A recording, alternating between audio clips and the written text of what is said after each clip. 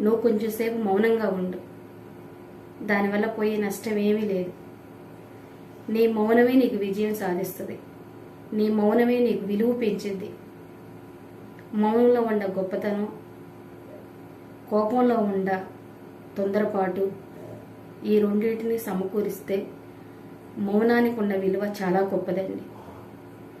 ఎప్పుడైనా, ఎక్కడైనా, ఏ సందర్భంలోనైనా, ఎంత పెద్ద సమస్య అయినా ఒక్క క్షణం మౌనంగా ఆలోచించండి. ఆ క్షణంలో మనం తొందరపాటు వల్ల తీసుకునే నిర్ణయం, కోపంలో మనం పడే బాధ ఎంత భయంకరంగా ఉంటుందో ఆలోచించుకోండి. మౌనం ఉంటేనే విజయం మన వెనుక ఉంటుంది. కోపం ఉంటే పతనం మన వెనుక ఉంటుంది. ఈ రెండిట్లో ఏది గొప్ప అంటారు? మౌనం గొప్ప, కోపం గొప్ప?